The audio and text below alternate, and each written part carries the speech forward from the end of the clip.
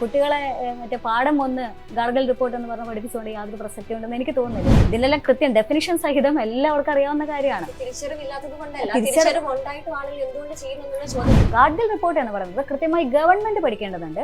ആരാണ് ഗാർഗിൾ എന്ന് പഠിക്കേണ്ടതുണ്ട്. വികസനവും നടക്കണം, അതേസമയം തന്നെ എൻവയോൺമെന്റ് പ്രകൃതിയുമായി ഇണങ്ങി ചേർന്ന് നിൽക്കുന്ന രീതിയിലുള്ള റിപ്പോർട്ടാണ് ഗാർഗിൾ റിപ്പോർട്ട് മുൻപോട്ട് വെച്ചത്. എത്ര ലക്ഷം കുടിച്ച് എത്ര കോടിയെ കുടിച്ച് വല്ല കാര്യമുണ്ടോ? ഇവിടെ മനുഷ്യന് റേഷൻ വാങ്ങാൻ മാർഗില്ല. കൂടാതെ മറ്റൊരു കാര്യം കൂടെ ഉണ്ട്. അതായത് ഇത്ര തുരങ്കപാത അവിടെ വരുവാണ്. വയനാടിനെയും കൂടാതെ ഈ കോഴിക്കോടിനെ ബന്ധിപ്പിച്ചുള്ള തുരങ്കപാത.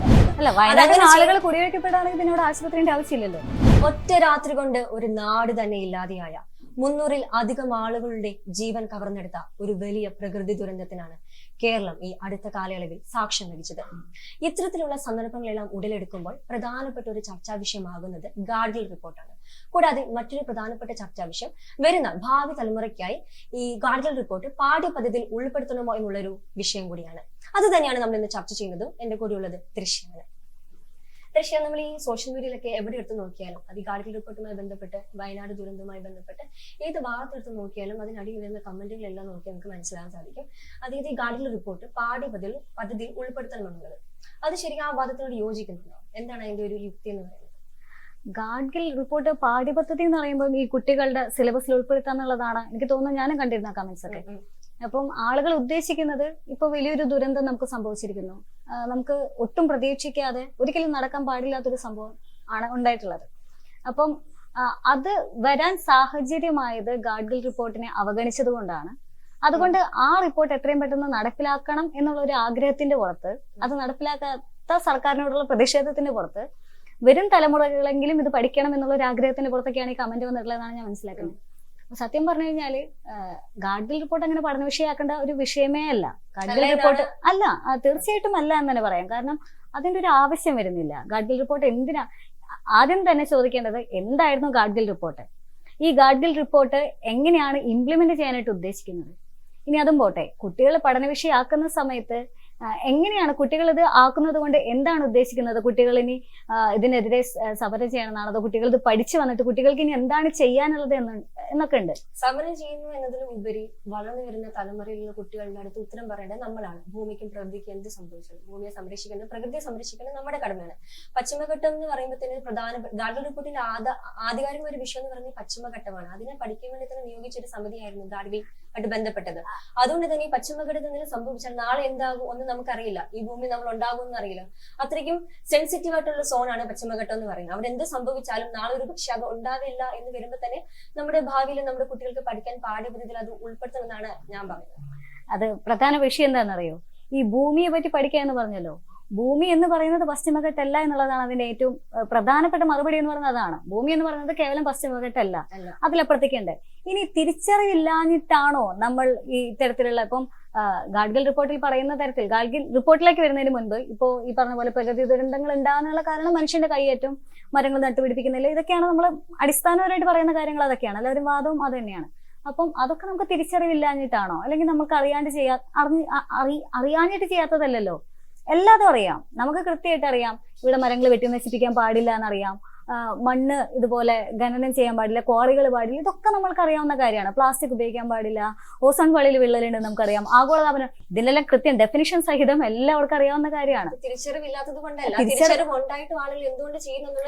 ആളുകൾ എന്തുകൊണ്ട് ചെയ്യുന്നു? അപ്പൊ കുട്ടികള് ഇപ്പം സൗമ്യ സൂചിപ്പിച്ച പോലെ കുട്ടികൾ നമ്മളിതൊരു പാഠ്യവിഷയമാക്കുകയാണെന്ന് വിചാരിക്കും.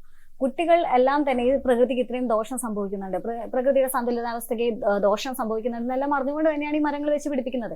സത്യം പറഞ്ഞാൽ ഈ ഗാർഗിൾ റിപ്പോർട്ട് എന്ന് പറയുന്നത് അതെന്താണെന്ന് ആരും മനസ്സിലാക്കിയിട്ടില്ല എന്നുള്ളതാണ് അതിന്റെ പ്രധാനപ്പെട്ട കാര്യം. കാരണം ഒരു 13 വർഷങ്ങളായിട്ട് നമ്മൾ ഗാർഗിൾ റിപ്പോർട്ട് ചർച്ച ചെയ്യപ്പെടുന്നുണ്ട്.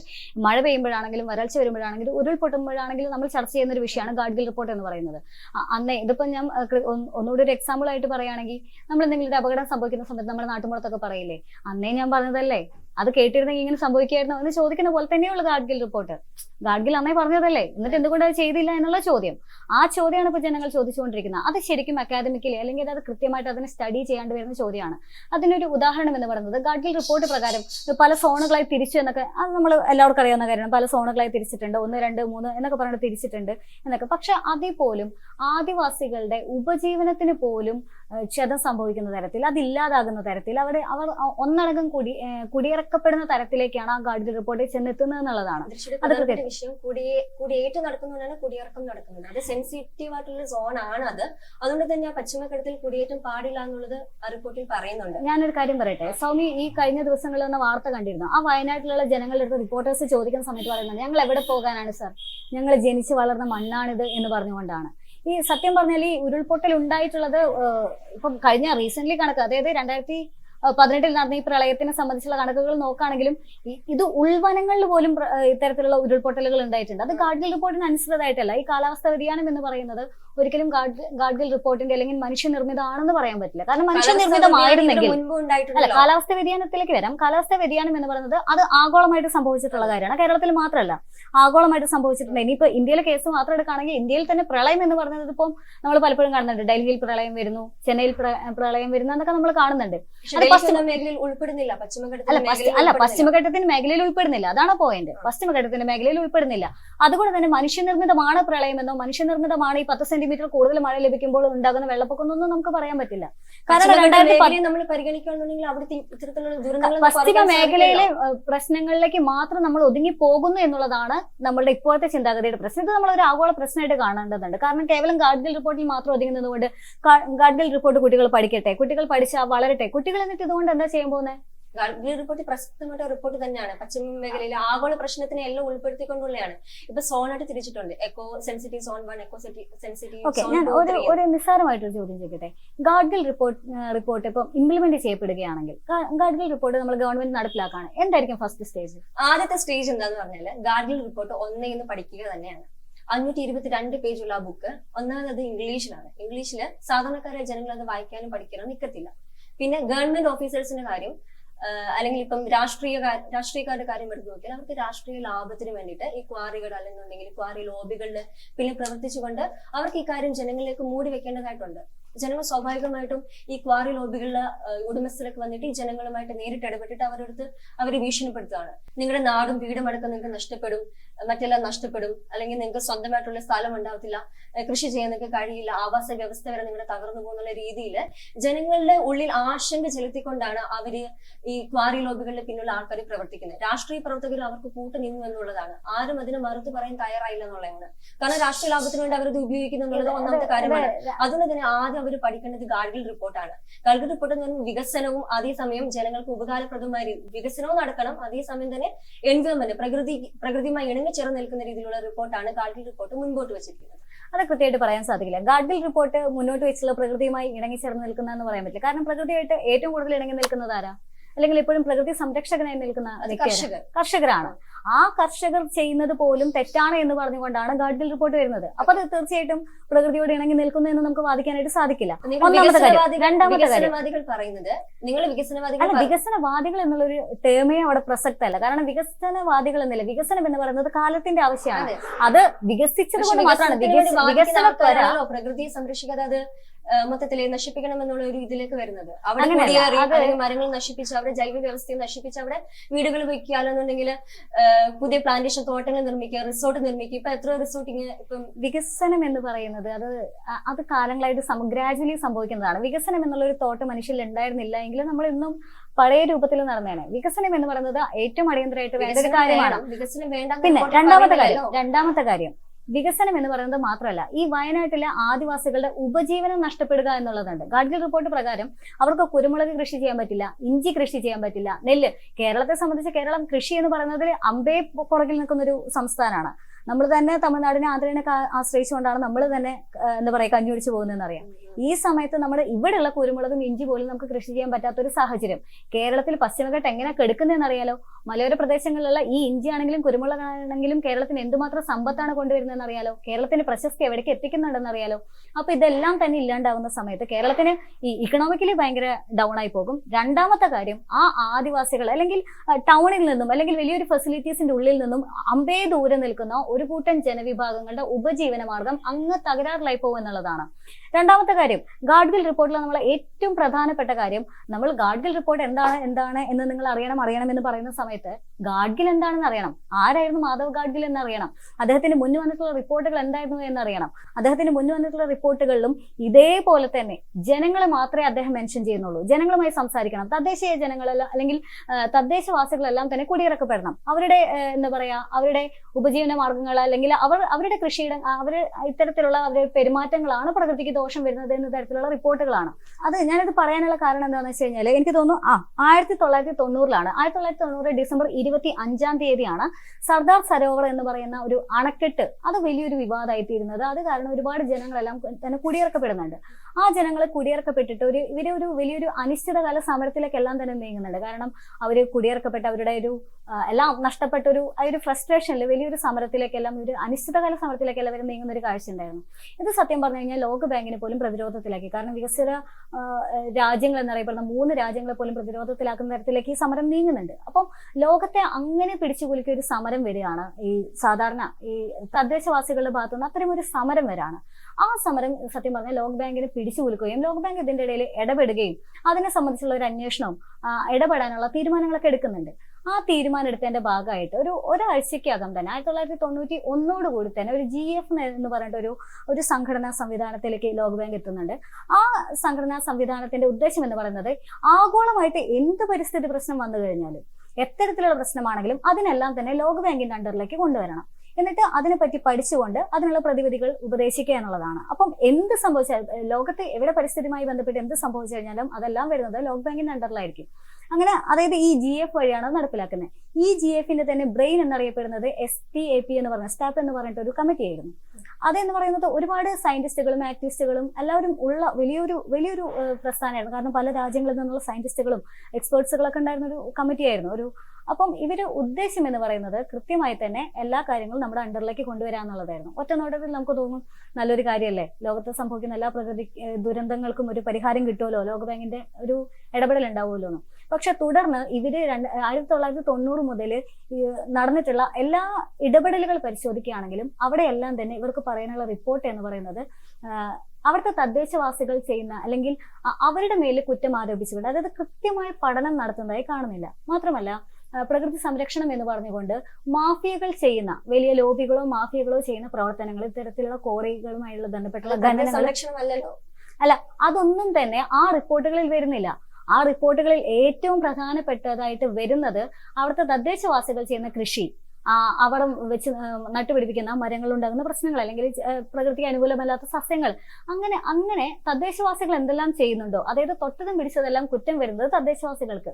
അങ്ങനെയായിരുന്നു റിപ്പോർട്ട് വന്നിട്ടുണ്ടായിരുന്നത്. അപ്പൊ ഈ ഒരു വിഷയം സംഭവിക്കുന്ന ലോകബാങ്കിന്റെ ഈ ഒരു നീക്കം വളരെ പെട്ടെന്ന് തന്നെ അത് ഐഡന്റിഫൈ ചെയ്യപ്പെടുന്നുണ്ട്. അതായത് ഏതാനും വർഷങ്ങൾക്കുള്ളിൽ തന്നെ ഐഡന്റിഫൈ ചെയ്യപ്പെടുന്നുണ്ട്. ലോകം മുഴുവൻ ലോകബാങ്കിന്റെ ഈ പ്രവർത്തനത്തിലെല്ലാം കണ്ടുനട്ടിരിക്കുന്ന സമയത്താണെങ്കിൽ ചില സൗത്ത് റീജിയനിലുള്ള കുറച്ച് രാജ്യങ്ങളിൽ ഇതിൽ നിന്ന് വിട്ടു നിൽക്കുന്ന ഒരു സാഹചര്യം ഉണ്ടായിരുന്നു. അവർ കൃത്യമായി സ്റ്റഡി നടത്തുന്നുണ്ട്. ലോകബാങ്കിന്റെ ഈ ക്രൂക്കഡ് പൊളിറ്റിക്സ് ഉണ്ടല്ലോ, കൃത്യമായി തന്നെ അവരുടെ ഒരു പണം അല്ലെങ്കിൽ അത്തരത്തിലുള്ള ഒരു മാഫിയൊക്കെ എല്ലാം തന്നെ സപ്പോർട്ട് ചെയ്തുകൊണ്ടുള്ള ഒരു പൊളിറ്റിക്സിനെ തകർക്കുന്നുണ്ട്.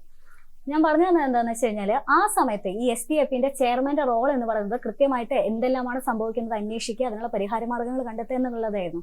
ആ ചെയർമാൻ ആരായിരുന്നു എന്ന ചോദ്യമാണ് അവിടെ ഏറ്റവും പ്രസക്തമാവുന്നത്. ആ ചെയർമാനായിരുന്നു മാധവ് ഗാഡ്ഗിൽ. അതായത് മാധവ് ഗാഡ്ഗിലിന്റെ 1998 മുതൽ 2002 വരെ ഉള്ളത് മാധവ് ഗാഡ്ഗിലായിരുന്നു അതിന്റെ ചെയർപേഴ്സൺ ആയിട്ട് വരുന്നത്. അപ്പോൾ അതുവരെ സംഭവിച്ചിട്ടുള്ളത് എന്താണ് അദ്ദേഹത്തിന്റെ റിപ്പോർട്ടിൽ പറയുന്നത്, അതെല്ലാം കൃത്യമായി തന്നെ മാഫിയകളെല്ലാം തന്നെ മാറ്റി നിർത്തിക്കൊണ്ട് ജനങ്ങളിലാണ് പ്രശ്നങ്ങൾ, തദ്ദേശീയരാണ് പ്രശ്നങ്ങൾ എന്ന് പറഞ്ഞുകൊണ്ടുള്ള ഒരു റിപ്പോർട്ടാണ് വരുന്നത്. സ്വാഭാവികമായിട്ടും വയനാട്ടിലേക്ക് നോക്കുക അല്ലെങ്കിൽ ഇന്ത്യയിലെ പശ്ചിമഘട്ടത്തിലേക്ക് നോക്കി, പശ്ചിമഘട്ടത്തിൽ അദ്ദേഹം എന്താ പറയുന്നത്, ഈ സോൺ 1, സോൺ 2, സോൺ 3 എന്ന് പറഞ്ഞുകൊണ്ട് കൃത്യമായി തന്നെ ജനങ്ങളാണ് പ്രശ്നം എന്ന് പറയാണ്. ജനങ്ങൾ അവരുടെ ഉപജീവന മാർഗമായിട്ടുള്ള ഇതൊന്നും തന്നെ അതെല്ലാം തന്നെ പതിയെ നിർത്തണം. ഒരു വർഷത്തിലെങ്കിലും കൈക്കോട്ട് ഉപയോഗിച്ചുകൊണ്ടുള്ള കൃഷികൾ, അതായത് കൈക്കോട്ടെ വർഷത്തിൽ അല്ലെങ്കിൽ വർഷത്തിൽ 3-4 തവണ ഉപയോഗിക്കേണ്ടത്. പക്ഷെ പറഞ്ഞത് എനിക്ക് മനസ്സിലായി. അതല്ലാതെ വേറെ എന്ത് ബദൽ മാർഗമാണ് ഈ പ്രകൃതി ദുരന്തത്തെ തടയാൻ? ബദൽ മാർഗം എന്ന് പറയുന്നത് റിപ്പോർട്ടിൽ അവസാനം അദ്ദേഹം സൂചിപ്പിക്കുന്നത് എങ്ങനെയാണ്, അതായത് ഗവൺമെന്റ് പോളിസി അല്ലെങ്കിൽ ഗവൺമെന്റ് തന്നെ ഇങ്ങനെ എന്തെങ്കിലും ബദലായ ഒരു മാർഗം സ്വീകരിക്കണം, കൊണ്ടുവരണം, പ്രകൃതി ദുരന്തത്തെ തടയാൻ വേണ്ട. അദ്ദേഹം ഉണ്ടാക്കി വെച്ച റിപ്പോർട്ടുകളിലെല്ലാം പറയുന്നത് പ്രകാരം ഇങ്ങനത്തെ കാര്യങ്ങളെല്ലാം ഇംപ്ലിമെന്റ് ചെയ്യണമെന്നുണ്ടെങ്കിൽ ആളുകളുമായിട്ട് സഹകരിക്കണം, താഴെ തന്നെയുള്ള ആളുകളുമായിട്ട് ഗവൺമെന്റ് സഹകരിക്കണം, രാഷ്ട്രീയക്കാരെ സഹകരിക്കണം. അതുകൊണ്ട് തന്നെ അതിന് രണ്ടാമത്തെ വീണ്ടും ഒരു പഠനം വേണം. അതായത് ജനങ്ങളുടെ പുനരധിവാസം, ഈ സോൺ 1, സോൺ 2, സോൺ 3 എന്ന് പറഞ്ഞ് തരംതിരിക്കുമ്പോൾ ജനങ്ങളുടെ പുനരധിവാസം അത്യാവശ്യമാണ്. അതായത് ഗാഡ്ഗിൽ റിപ്പോർട്ട് പ്രാബല്യത്തിൽ വരുവാണെന്നുണ്ടെങ്കിൽ ഈ പുനരധിവാസം അല്ലെന്നുണ്ടെങ്കിൽ ജനങ്ങൾ മറ്റൊരു സ്ഥലത്തേക്ക് മാറ്റി പാർപ്പിക്കുക എന്നുള്ള ഒരു രീതിയിലേക്ക് കാര്യങ്ങൾ എത്തും. അങ്ങനെ എത്തുകയാണെന്നുണ്ടെങ്കിൽ അതായത് ഈ ബദൽ മാർഗം പുള്ളി ഉദ്ദേശിക്കുന്ന ആ മാർഗം ഇംപ്ലിമെന്റ് ചെയ്യണമെന്നുണ്ടെങ്കിൽ ഗവൺമെന്റ് നേരിട്ടിറങ്ങി വന്ന് ആളുകളുമായിട്ട് സഹകരിച്ച് ആളുകളുമായിട്ട് സംസാരിച്ച് അവരുടെ പ്രശ്നങ്ങൾ അല്ലെങ്കിൽ വികസനത്തിന് അല്ലെന്നുണ്ടെങ്കിൽ പരിസ്ഥിതിക്ക് ബന്ധപ്പെട്ട ഒരു വിഷയങ്ങളിലും പ്രശ്നം ഉണ്ടാകാത്ത രീതിയിലുള്ള മാർഗമാണ് അദ്ദേഹം നിർദ്ദേശിക്കുന്നത്. അതുകൊണ്ട് തന്നെ ആളുകൾ ഇത് മനസ്സിലാക്കി ഗവൺമെന്റുമായിട്ട് കൂടി സഹകരിച്ച് മറ്റൊരു മാർഗം, അതായത് ആളുകൾക്ക് തന്നെ അറിയാതെ ദുരന്തം ഉണ്ടാകുന്ന സ്ഥലത്ത് തന്നെ വീണ്ടും അവർ പോയി സ്ഥലം മേടിക്കുന്നു, അവിടെ തന്നെ വീണ്ടും പോയി റിസോർട്ട് പണിയുന്നു, അല്ലെങ്കിൽ വളരെ രീതിയിലുള്ള വ്യാവസായികമായിട്ടുള്ള കാര്യങ്ങൾക്കൊക്കെ അവർ സ്ഥലം കൊടുക്കുമ്പോൾ സ്വാഭാവികമായിട്ടും പ്രകൃതി ദുരന്തങ്ങൾ വീണ്ടും ഉണ്ടാകും. അതുകൊണ്ട് തന്നെ ക്വാറികൾ എന്ന് പറയുമ്പോൾ നമ്മൾ ഈ പണ്ടത്തെ ഈ വെടിമരുന്ന് ഉപയോഗിച്ചിട്ടൊന്നുമല്ല അവർ ക്വാറി ഇങ്ങനെ പാറ പൊട്ടിക്കുന്നൊന്നും ചെയ്യുന്നത്.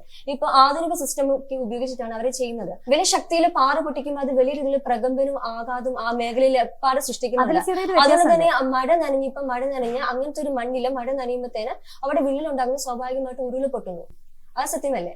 കൂടാതെ മറ്റൊരു കാര്യം കൂടെ ഉണ്ട്. അതായത് ഇപ്പൊ തുരങ്കപാത അവിടെ വരുവാണ്. വയനാടിനെയും കൂടാതെ ഈ കോഴിക്കോടിനെ ബന്ധിപ്പിച്ചുള്ള തുരങ്കപാത അവരിപ്പോ ന്യായീകരിക്കുന്ന ഒരു വിഷയം എന്താണെന്ന് വെച്ചാല് നമ്മൾ ഈ വയനാട് ദുരന്തമുണ്ടായ സാഹചര്യത്തിലൊക്കെ നമ്മൾ കണ്ടാണ് വയനാട് ജില്ലയിൽ ഒരു മെഡിക്കൽ കോളേജ് ആയിട്ട് പ്രത്യേകിച്ച് സൗകര്യങ്ങളൊന്നുമില്ല. എന്തൊരു ദുരന്തമുഖത്ത് ആളുകൾക്ക് ഉടനെ ഓടിച്ചെന്ന് അഭയം പ്രാപിക്കാനായിട്ടുള്ള സ്ഥലങ്ങളൊന്നുമില്ല. അതുകൊണ്ട് ഇവർ നേരെ ചെന്ന് കോഴിക്കോട് ബേബി മെമ്മോറിയൽ അല്ലെങ്കിൽ കോഴിക്കോട് മെഡിക്കൽ കോളേജ് ആശുപത്രിയിലായിരിക്കും നേരെ ചേർക്കുന്നത്, കൊണ്ട് ചെന്ന് അവരെ ആക്കുന്നത്. അതുകൊണ്ട് തന്നെ വയനാട്ടിലൊരു ഹോസ്പിറ്റൽ വേണമെന്നുള്ള അത്യാവശ്യ കാര്യമാണ്. അതവർ നോക്കാതെ ഒരു തുരങ്കപാത നിർമ്മിച്ചിട്ട് വേഗം ഒരു അരമണിക്കൂർ കൂടുതലായിട്ട് തുരങ്കപാതയിൽ സഞ്ചരിച്ചാൽ നമുക്ക് കോഴിക്കോട് എത്താമെന്നുള്ള ഒരു കാര്യത്തിലേക്കാണ് അവർ എത്തുന്നത്. അല്ല, വയനാട്ടിൽ ആളുകൾ കുടിയൊഴിക്കപ്പെടുകയാണെങ്കിൽ പിന്നെ അവിടെ ആശുപത്രിന്റെ ആവശ്യമില്ലല്ലോ. അവിടെ ഇങ്ങനെ ആളുകളുണ്ടല്ലോ.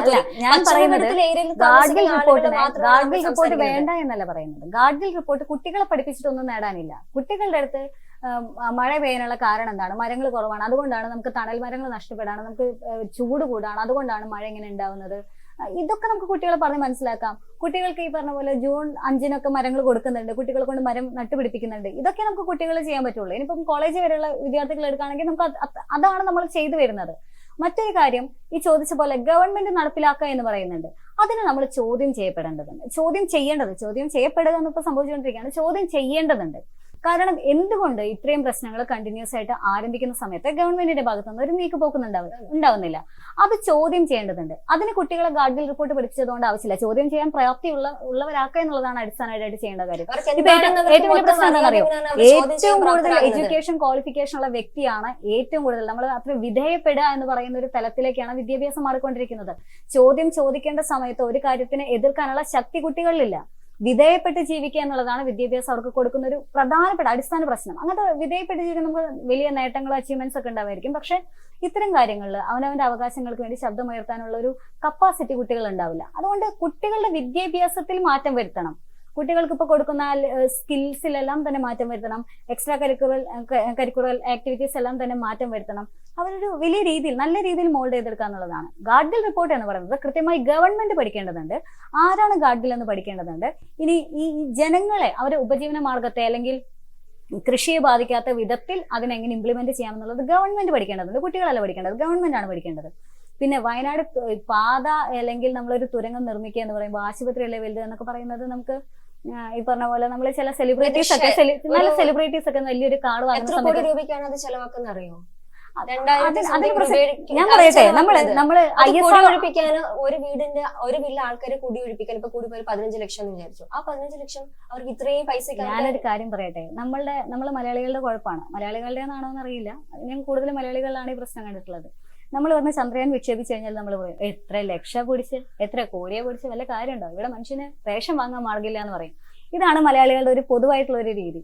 പക്ഷെ എല്ലാത്തിനും വികസനമാണെങ്കിൽ അതിനെല്ലാത്തിനും അതിൻ്റെതായിട്ടുള്ള കാര്യങ്ങളുണ്ട്. ഇപ്പം ഒരു തുരങ്കം വരുന്ന സമയത്ത് അത് അവിടുത്തെ ജനങ്ങൾക്ക് പോലും ഉപകാരപ്രദമാകാണ്. ആ വയനാട് എന്ന് പറയുന്ന ആ നാടിന് തന്നെ അപ്പാടെ മറ്റൊരു ജില്ലയിൽ ആശുപത്രി വേണ്ടെന്ന് ഞാൻ പറയുന്നില്ല. ആശുപത്രി വേണ്ട എന്ന് ഞാൻ പറയുന്നില്ല. ഇപ്പൊ ആശുപത്രി അല്ല, അവരത് ന്യായീകരിക്കുന്നത് തുരങ്കപാത വരുന്നതോടെ ആശുപത്രിയിൽ നേരെ കോഴിക്കോട് പോയല്ലോ എന്നാണ് അവർ പറയുന്നത്. ആളുകൾ ന്യായീകരിക്കുന്നത് അങ്ങനെയല്ല. ഒരു ആ പൈസ തുരങ്കപാത ഉണ്ടെങ്കിൽ ഒരു വലിയൊരു ദേശീയ പാത വരാണ് എങ്കിൽ സ്വാഭാവികമായിട്ട് അവിടെ ആശുപത്രിയും സ്കൂളും എല്ലാ സൗകര്യങ്ങളും ഉണ്ടാവുന്നേ. അതെല്ലാം വികസനത്തിന്റെ ഭാഗമാണ്. ഒരു വഴി വരാ എന്ന് പറഞ്ഞാൽ ആ വഴിന്റെ കൂടെ ഒരുപാട് സംഭവങ്ങൾ അവിടെ വരുന്നില്ലേ. ഒരു എക്സാമ്പിൾ ഞാൻ ചോദിക്കട്ടെ, വഴിയില്ലാത്ത സ്ഥലത്ത് എവിടെയെങ്കിലും വല്ല ഷോപ്പ് ഉണ്ടോ? ഇല്ലല്ലോ. വഴി ഉണ്ടെങ്കിൽ അവിടെ ഷോപ്പും സ്കൂളെല്ലാം. ഈ തുരങ്കപാത പോകുന്നത് സെൻസിറ്റീവ് സോൺ എന്ന് പറഞ്ഞ മേപ്പാടി മേഖലയിൽ കൂടാണ്. അതിനെപ്പറ്റി പഠിക്കേണ്ടതുണ്ട്. പക്ഷെ പഠിക്കേണ്ടത് കുട്ടികളല്ല, പഠിക്കേണ്ടത് ഗവൺമെന്റ് ആണ്. അതിനെപ്പറ്റി പഠിക്കണം, പക്ഷെ അത് ഗവൺമെന്റ് ആണ്. എനിക്ക് തോന്നുന്നു നമ്മുടെ ചർച്ച വല്ലാതെ കാട് കയറുന്നുണ്ട്, സമയമൊക്കെ അതിക്രമിച്ചെന്ന് തോന്നുന്നുണ്ട്. എന്തായാലും എനിക്ക് എന്റെ അഭിപ്രായത്തിൽ ഈ തുരങ്കം വരാണെങ്കിലും തുരങ്കപാത വരാണെങ്കിലും ആശുപത്രികൾ വരാണെങ്കിലും അതെല്ലാം ആവശ്യമാണ്. പക്ഷെ അത് എത്രമാത്രം പ്രകൃതിക്ക് ഇത് കോട്ടം പറ്റാത്ത വിധത്തിൽ വേണം എന്നുള്ളത് പഠിക്കേണ്ടത് ഗവൺമെന്റ് ആണ്. ഗാഡ്ഗിൽ റിപ്പോർട്ടാണെങ്കിലും കസ്തൂരി രംഗ റിപ്പോർട്ടാണെങ്കിലും ഇനി വുമൻസ് ഹ്യൂമന്റെ ആ ഒരു അന്വേഷണം, ഇതെല്ലാം തന്നെ ചെന്നെത്തുന്നത് ഗവൺമെന്റിനെ അല്ലെങ്കിൽ ഈ മാഫിയകൾക്ക് ഫേവറബിൾ ആയിട്ടുള്ള രീതിയിലാണ്. അതെല്ലാം തന്നെ മാറ്റിക്കൊണ്ട് കുറച്ചൊക്കെ ജനങ്ങളെ പറ്റിക്കൊണ്ട് ചിന്തിച്ചുകൊണ്ട് ഗവൺമെന്റ് കൃത്യമായിട്ട് പഠിക്കണം എന്നാണ് എനിക്ക് തോന്നുന്നത്. ഗവൺമെന്റ് പഠിച്ച് തദ്ദേശ പറഞ്ഞ പോലെ സംഘടനകളിലേക്കെല്ലാം തന്നെ വിവരങ്ങൾ കൊടുത്ത് നല്ല പ്രൊമോട്ടേഴ്സിനെല്ലാം പ്രൊമോട്ടേഴ്സിനെല്ലാം ഇറക്കിക്കൊണ്ട് ജനങ്ങളിലേക്ക് ഇറങ്ങിച്ചെന്ന് അവരെ ബോധവൽക്കരിക്കുക എന്നുള്ളത് മാത്രമാണ് ചെയ്യാനുള്ളത്. അല്ലാണ്ട് കുട്ടികളെ മറ്റേ പാഠം ഒന്ന് ഗാർഗൽ റിപ്പോർട്ട് എന്ന് പറഞ്ഞ് പഠിപ്പിച്ചുകൊണ്ട് യാതൊരു പ്രസക്തി ഉണ്ടെന്ന് എനിക്ക് തോന്നുന്നില്ല. ഇപ്പോഴത്തെ സാഹചര്യത്തിൽ അതല്ല വേണ്ടതെന്നാണ് എനിക്ക് തോന്നുന്നത്. എന്റെ അഭിപ്രായത്തിൽ പാഠ്യപദ്ധതിയിൽ ഉൾപ്പെടുത്തണം എന്ന് തന്നെയാണ്. രാഷ്ട്രീയമായ പല താല്പര്യങ്ങൾക്ക് വേണ്ടി, വികസന നേട്ടങ്ങൾക്ക് വേണ്ടി ഇത്തരം മാഫിയകളെ, ഇത്തരം ലോബികളെ കൂട്ടുപിടിച്ചുകൊണ്ട് അത്രയും നല്ലൊരു പ്രൊജക്ട്, അതായത് ഗാർഗിൽ റിപ്പോർട്ട് എന്ന് പറയുന്ന പ്രകൃതി ദുരന്തമില്ലാതെ പ്രകൃതി ദുരന്തത്തെ അതിജീവിക്കാൻ നൽകിയിരിക്കുന്ന റിപ്പോർട്ട്, വികസനത്തെയും കൂട്ടിപ്പിടിച്ചുള്ള റിപ്പോർട്ട്, ഈ ഒരു പേരിൽ വികസനത്തിന്റെ പേരിൽ രാഷ്ട്രീയ താല്പര്യങ്ങൾക്ക് വേണ്ടി അത് മറച്ചു വെച്ചല്ലെന്നുണ്ടെങ്കിൽ അത് ജനങ്ങളിൽ പ്രാവർത്തികമാക്കുന്നില്ല എന്നുള്ള രീതിയിലേക്കാണ് കാര്യങ്ങൾ എത്തിയെന്നുള്ള കാര്യം കുട്ടികൾ വളർന്നിരുന്ന ഭാവി തലമുറയിലുള്ള ആളുകൾ അത് മനസ്സിലാക്കണമെന്നാണ് എന്റെ ഒരു അഭിപ്രായം. എന്തായാലും നമുക്ക് ചർച്ച അവസാനിപ്പിക്കാനുള്ള സമയമായിട്ടുണ്ട്. എന്തായാലും ഗാഡ്ഗിൽ റിപ്പോർട്ടിനെ പറ്റി ആർക്കും അറിയാഞ്ഞിട്ടല്ല, പ്രകൃതി ദുരന്തങ്ങളെ പറ്റി ആർക്കും അറിയാഞ്ഞിട്ടല്ല, അവനവന്റെ കർത്തവ്യങ്ങൾ എന്താണ് എന്ന് ആർക്കും അറിയാഞ്ഞിട്ടല്ല. എല്ലാവർക്കും എല്ലാം അറിയാം, പക്ഷെ നടപ്പിലാക്കുന്നില്ല എന്നുള്ളതാണ്. നടപ്പിലാക്കാൻ ചോദ്യം ചെയ്യാനുള്ള ഭയമുണ്ട്, അല്ലെങ്കിൽ സ്വന്തമായിട്ട് നിരതരാകാനുള്ള ഒരു തയ്യാറെടുപ്പിന്റെ ഒരു പ്രശ്നമുണ്ട്. അപ്പം എന്താണ് യഥാർത്ഥ പ്രശ്നമെന്ന് ഐഡന്റിഫൈ ചെയ്യേണ്ടത് ഗവൺമെന്റ് ആണ്, അല്ലെങ്കിൽ അത്തരത്തിലുള്ള ഉദ്യോഗസ്ഥരാണെന്ന് തോന്നുന്നു. ഇനിയിപ്പം എന്റെ ആണെങ്കിലും സ്വാമിയുടെ ആണെങ്കിലും പോയിന്റിൽ എത്തി നിൽക്കുന്നത് അങ്ങനെ തന്നെയാണ്. അതായത് നമ്മൾ കൃത്യമായിട്ട് പഠിക്കണം, അറിയണം, പോരാടണം, അത്ര തന്നെയാണ്. അപ്പം എന്തായാലും പഠിക്കുക, അറിയുക, പോരാടുക. ഇനി മറ്റൊരു ദുരന്തമൊന്നും ആവർത്തിക്കാതിരിക്കും. മുല്ലപ്പെരിയാറും എല്ലാം വലിയൊരു വിഷയം നിൽക്കുമ്പോൾ ഈ ഒരു ദുരന്തത്തിൽ നിന്നെങ്കിലും പാഠം ഉൾക്കൊള്ളുക എന്നത് മാത്രമാണ് ചെയ്യാനുള്ളത്. എന്തായാലും ചർച്ച നമുക്ക് ഇവിടെ അവസാനിപ്പിക്കാം. എന്തായാലും നന്ദി.